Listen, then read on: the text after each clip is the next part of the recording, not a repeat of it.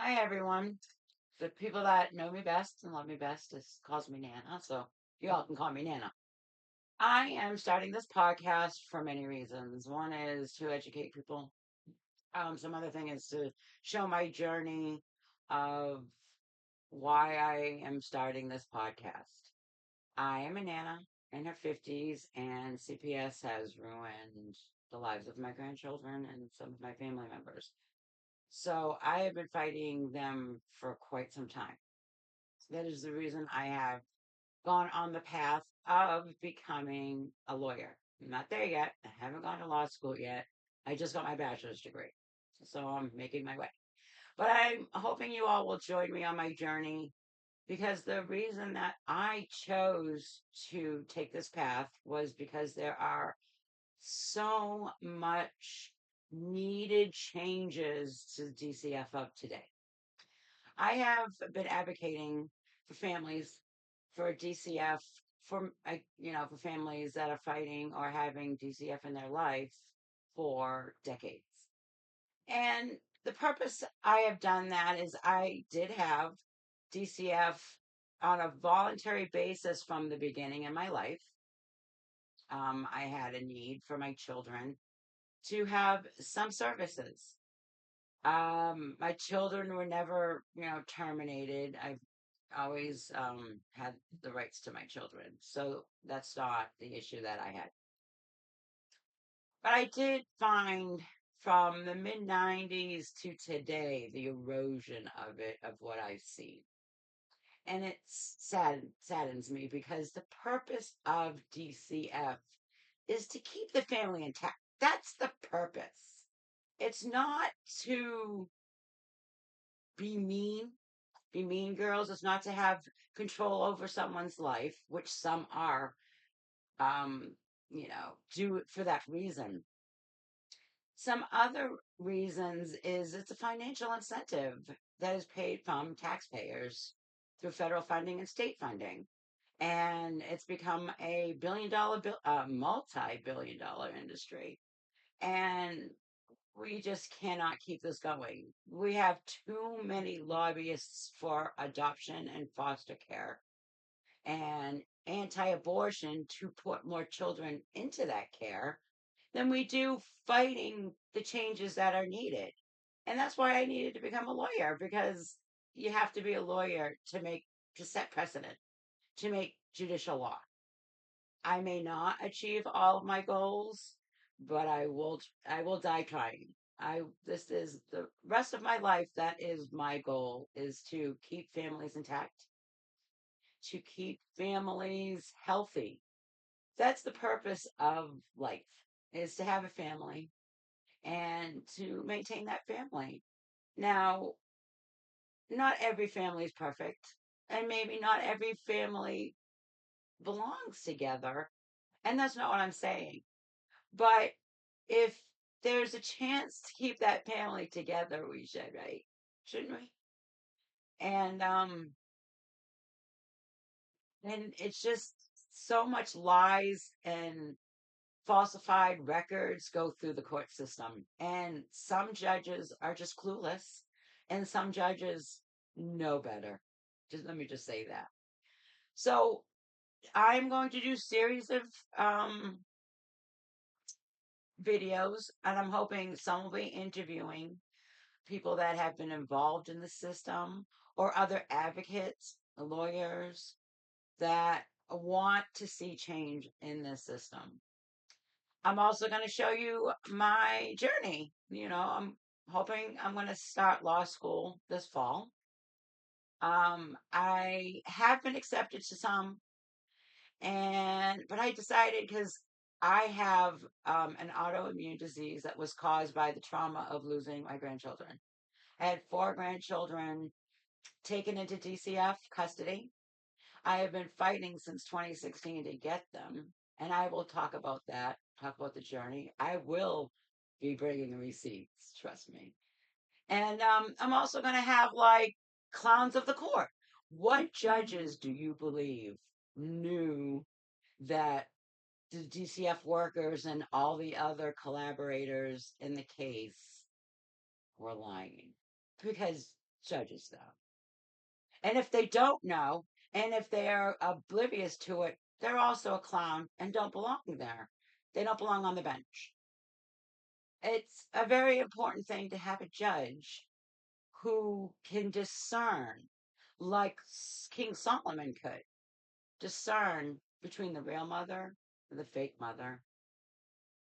And sometimes that fake mother is an adoptive mother. Sometimes that case mother is a case manager, and sometimes foster.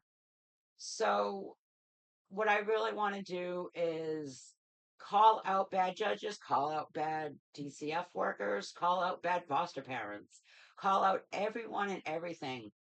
Um, there's, so many things you see in social media today of our children being greatly harmed with foster parents and adoptive parents, put in cages, raped or graped.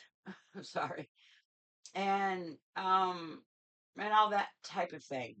And it has to stop. We cannot keep putting our children who may not be cared for the greatest because maybe mommy can't keep house right. Or maybe mommy doesn't have a car to take her kids to the doctors as often as they need to go, or the dentist, or something. But we need to learn how to fix the problems and keep the families uh, either intact with services or reunify them after the mother has fought or father has fought so hard to keep their children. Uh, and I also want people, to email me and put comments in my videos of things that you want to go over and you want to discuss because I am open to everything. I have been through it all, and there will be people who just had their children removed or just got a knock on the door from CPS. What do I do? What should I do? And I don't have all the answers because I don't know the answers to everything, but I've seen it all. And if I can't help you, I can certainly lead you to where someone can help you. But this is going to be a journey um, for the next, hopefully, 30 years of life. I'm in my mid 50s, so I still have some time to battle this. And I will be one of those lawyers that will sue DCF. So once I have my shingle, as you can say, um, I will be taking cases and I will be fighting for children that are in DCF care, children that are, um, in any type of situation with DCF. I will also be helping children who are in the juvenile, justice issue, where they've been sent to some type of a facility for their behaviors. And then I will also be going over an educational um, legal suits that I will be handling. I have been involved in an administrative hearing years ago for my son, who's an adult now. But I did fight the system to get my son the proper education he needed, and I won, and it was beneficial to my son. And I think that will help parents who say, I don't know what to do. I have an IEP, but they're just not meeting his needs. Well, we'll talk about, how you can reject that and, what you can do. There are parents who don't know what their children's issues are, maybe. And I might be able to help them. I might be able to lead them to certain therapy that can help or psychiatry that can help. Because I've been through it all, I've done it all, and I do intend to help families that are really kind of lost and they don't know where to go and how to seek the help. So this is going to be a long journey. I'm going to, sometimes just do update videos, or sometimes I'm going to just sit down and speak with people and see where they think that DCF is failing. What do they think can do to fix it? Does it need to be just completely dismantled and restarted? Some people believe that that DCF shouldn't be in the civil courts, but it should be all handled criminally, and that could be. We have to also go over. I want to talk to some parents that are and grandparents that were denied kinship care. What was the excuse that was given as to why they couldn't have them? Because generally it's just finances.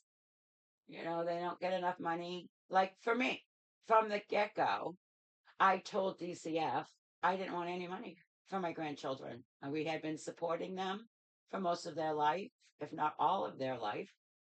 And we just didn't need government assistance. Why take money from the taxpayers when we can afford to take care of our grandchildren? I mean, that's just insane, isn't it?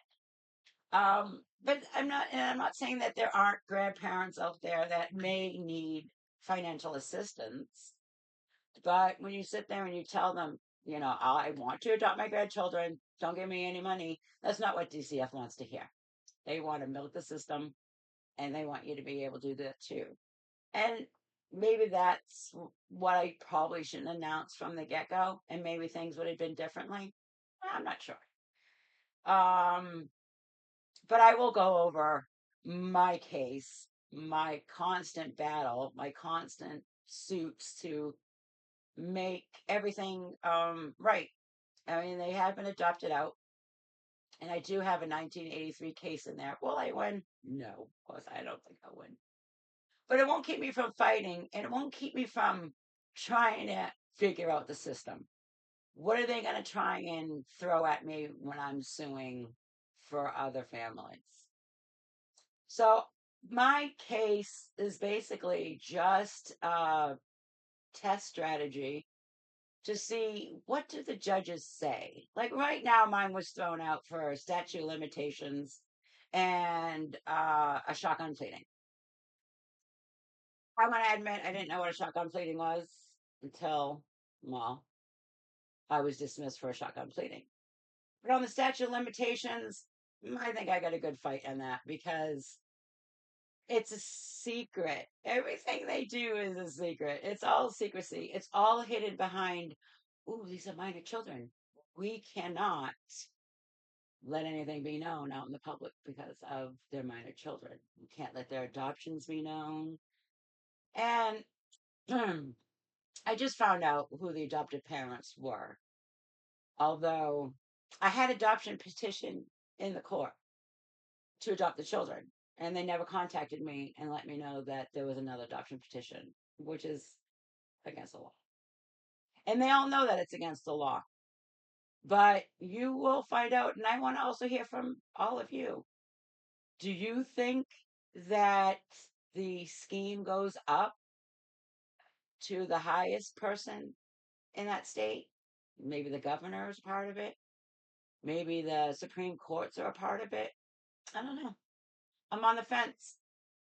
I also tend to wonder why so many judges and lawyers will get behind things like falsified records. Why don't they say anything? Or why are so many lawyers against having a biased judge recused? I want to talk about things like that in my interviews. Excuse me. Sure. And I also would like to talk about just how, like I said, just how far does this go up? I mean, I had lawyers evade process service. I had a police officer who was the adopted parent evade service. I mean, you know better than that, don't you? Lawyers and police officers evading service. They know better. But I will bring receipts to all of that. And everything I say, I can back up. And I also will do the same for other people. I mean, obviously, children will have to be blocked out, redacted, stuff like that. But adults, no.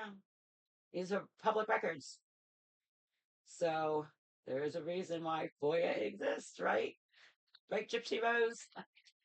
Anyways, and we could talk about her too, and what all you think about,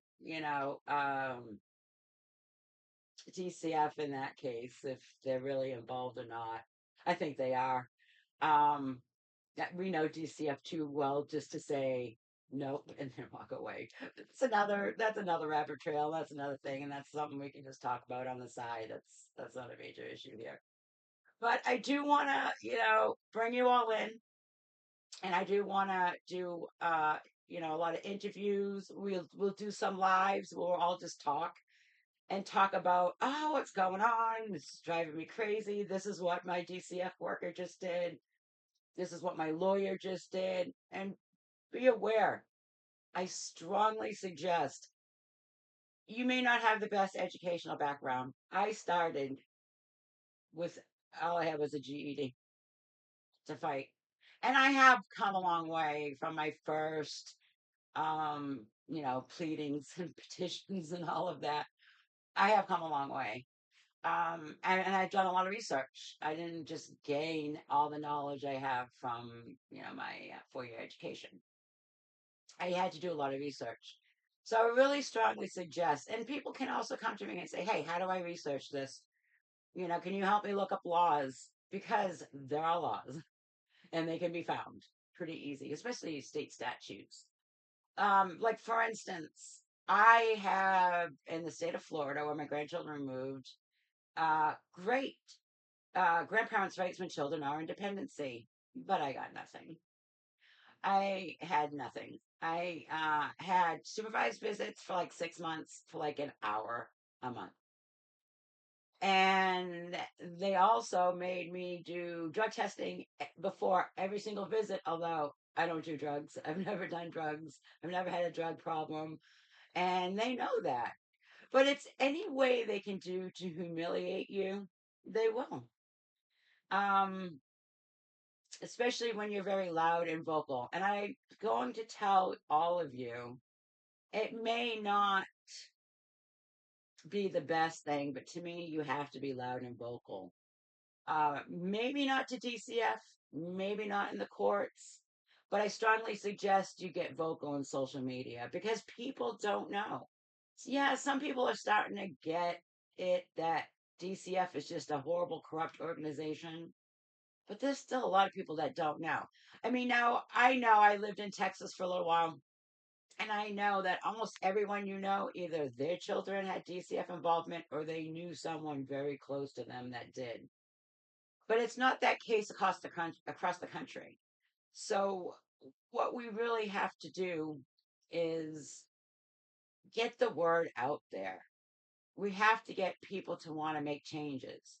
We have to listen. And if you don't think that your judges or your legislators are doing a good job, be vocal. Now, when I was fighting DCF like a decade ago, I contacted every single state rep and Senate. I contacted both houses in the state. I didn't hear from a single one of them. But that's because it was just me fighting along. But if you get hundreds to send them letters, it'll make a change. Now, I also moved close to the DC area because I intend to get in those courts and in those federal Congress offices and tell them that this is going to stop. And I want to also lobby for families. I want to, lobby for services because DCF is supposed to give services. My daughter, when she was involved with DCF, they're like, we don't pay for services. No, but you pay for foster care. That's the problem, is they rather throw money at foster care workers who aren't caring for the children appropriately than give them money to get the mother maybe a maid to help her clean her house. I mean, not everyone's clean. And the funny thing is, I mean, I've never had an issue with like DCF saying my house was nasty or however they want to say it. But I had a DCF worker who we used to really get along until we started butting heads about 20 years ago.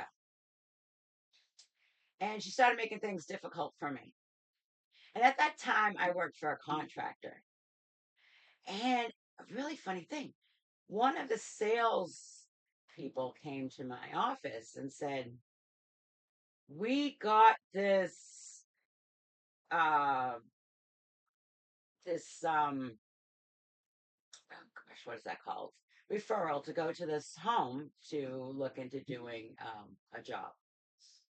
And before he hands me the file with her name, he tells me, "Oh, house was so nasty. I do not want to go back there." He's going on and on. He hands me the file, and it's the DCF worker. Like, you kidding me, right? The DCF workers will go after family and pull children because the house is nasty, but their house can be. And you'll find a lot of these contradictions also. Like, I was listening to this podcast, and it was about a woman whose husband was hiding a secret, kind of thing. And she ended up being a DCF worker who was an alcoholic, a bad alcoholic, like pass out drunk, blackout, bad alcoholic. And she was a DCF worker, and she had children and worked with DCF workers, and DCF workers knew she had these issues, and they didn't remove her kids. So it's do as I say, but not as I do. It's a lot of DCF workers. And you'll also look in the newspapers and you'll find arrests for some crazy stuff that are DCF workers. We can go over a lot of that silly stuff too about, you know, DCF worker is arrested for DUI. Okay, but they'll take your kids if you're arrested for DUI, won't they? And we'll just talk about a lot of things. Like, I'm open for whatever people want to talk about. Uh, I will have time because I'm going to do part-time law over the next 4 years. I did as I started saying when I lost my grandchildren, and I will do this. I'll go off on a lot of rabbit holes, but I'm sorry for that. But I did have with my grandchildren when I knew at my daughter's TPR trial that they were doing so many bad and illegal things that and just unethical things that they were going to terminate her rights no matter what. That my body went into shock losing my grandchildren. I knew I was going to lose my grandchildren and never see them again. I mean, at that point, I hadn't seen them for a year and a half. And at that point, we didn't know that they were whisked off to Texas or that there was an ICPC because my daughter's lawyer was saying, "I don't know where the kids are. Are you sure? Because their hurricane damaged house, there's no one there, and there's a for sale sign. So you don't know where the kids are." Come to find out later through the documents that there was an ICPC done. And if people don't know what an ICPC is, we could also talk about that. That's another thing we'd talk about and how we can work that out. Because I've had ICPCs done too. So this is a very big field. There's a lot of things that need to be discussed. There's a lot of people that need to talk and figure things out. And that's what we're here for. And I want to gather other people who can help form maybe like a group where we can have a lot of open discussions on what we need to do, how we need to do it, and where are we in the process. Because I know there have been some strides made, but I know in a lot of cases when a child dies in a state's custody or with an adopted family that the state approved, that we need to fix this. We need to make changes. We need to go back to the drawing board, but nothing gets fixed. And then another child dies, or horribly maimed, or something. But let's just make this clear, DCF. When you remove a child from a home, a loving home, it might not be a perfect home, When you remove a child from a loving parent, and a child will love a parent, to them they're perfect. We may see their faults, but to the child, that parent's perfect because it gave them life. Let's just not forget that that child will always love their parent. And it might not be a perfect home or a perfect parent, but a child is traumatized when you rip them from their biology, when you rip them from that invisible placenta that they still hold onto. I don't know. That might not be true, but I like to think of it that way, as there's this unseen biology link between children and their parents and their grandparents and their whole family tree. But let's talk about it. Let's get this discussion. Let's get this out. Let's get loud. Let's make this really something that it needs to be fixed. Desperately needs to be fixed. We cannot have another child die in the state's custody. We can't keep taking a child away from that they may be harmed to, oh, they're going to be harmed because you put them with a sick individual that you didn't even do a background check or a neuropsychological test on or anything like that, that you make parents do. That's crazy. You make a parent go through so many hoops, drug testing, neuropsychological testing, and you just don't do that for most of these foster parents that you put them in. I doubt you all even do fingerprinting and background checking because some of the people you put them with are criminals, and they're known criminals. All you have to do is do a quick search. You all can sit there and you can go on anti DCF posts on social media and submit those to court and say this parent or this grandparent is anti DCF, yet you can't even look up, the court systems and arrest records for some of the people that you put children in with. And sometimes you will overlook if you suspect or even know that they're abusive.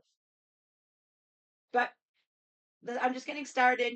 I will, you know, make everything more user friendly, and I will be creating, more perfected YouTube channel for you, or YouTube presence, while I get used to it. This is my first video, so it'll take me some time to get used to it. But I'll play around with it and I'll get it perfected and I'll bring you all in.